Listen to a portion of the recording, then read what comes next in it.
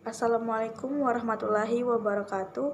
Perkenalkan, nama saya Siti Melisa dari program studi Administrasi Bisnis. Di sini saya ingin menyampaikan jawaban saya mengenai soal tugas 1 logika. Soal yang pertama, term pada hakikatnya terbagi menjadi banyak jenis. Sebut dan jelaskan 3 dari macam term tersebut, sertakan juga contohnya. Jawabannya, term atau istilah dalam logika memiliki berbagai jenis. Berikut penjelasan 3 jenis term beserta contohnya. Yang pertama, term konkret. Term yang merujuk pada sesuatu yang nyata dan dapat ditangkap oleh panca indera. Contohnya meja, kursi, pohon, dan rumah. Contoh yang kedua, term abstrak. Term yang merujuk pada konsep, ide, atau kualitas yang tidak dapat ditangkap oleh panca indera. Contohnya kebaikan, keadilan, kecantikan, atau cinta. Contoh yang ketiga, term kolektif.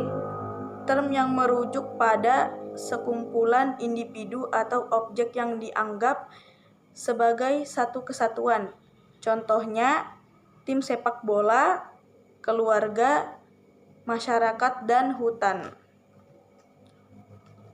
Soal yang kedua, menjelaskan dan memberikan contoh bentuk sesat pikir atau bisa disebut logical fallacy. Bagaimana agar terhindar dari kesalahan logika? Jawabannya, sesat pikir atau logical fallacy adalah kesalahan dalam penalaran yang menyebabkan argumen menjadi tidak valid, tidak masuk akal, meskipun tempat meyakinkan pada pandangan pertama. Bentuk adalah contohnya, yaitu argumentum ad hominem, menyerang orang yang mengemukakan argumen, bukan argumennya sendiri.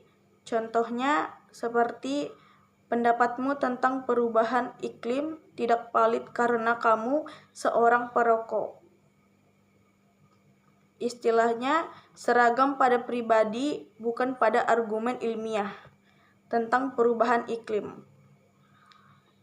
Contoh yang kedua, generalisasi, kesimpulan umum yang dibuat berdasarkan sampel yang terlalu kecil atau tidak representatif. Contohnya seperti saya bertemu 2 orang Prancis yang sombong, jadi semua orang Prancis sombong. Contoh yang ketiga, post hoc ergo propter hoc. Anggapan bahwa karena suatu peristiwa terjadi setelah peristiwa lain, maka peristiwa pertama menyebabkan peristiwa kedua. Contohnya, saya memakai baju merah dan tim saya menang. Jadi baju merah membawa keberuntungan. Istilahnya korelasi tidak selalu berarti kausalitas. Untuk menghindari kesalahan logika, kita perlu berpikir kritis, menganalisis argumen dengan cermat, mengidentifikasi asumsi, dan mengevaluasi bukti yang mendukung argumen.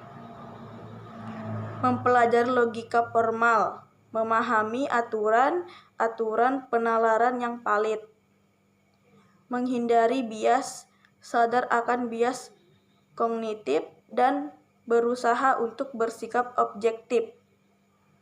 Memberikan sumber informasi, memastikan informasi yang digunakan berasal dari sumber yang kredibel dan terpercaya. Membuka diri terhadap pandangan lain, mendengarkan dan mempertimbangkan argumen yang berbeda, bahkan jika kita tidak setuju. Sekian yang saya sampaikan mengenai jawaban tugas 1 logika. Saya ucapkan terima kasih atas perhatian Bapak atau Ibu tutor. Wassalamualaikum warahmatullahi wabarakatuh.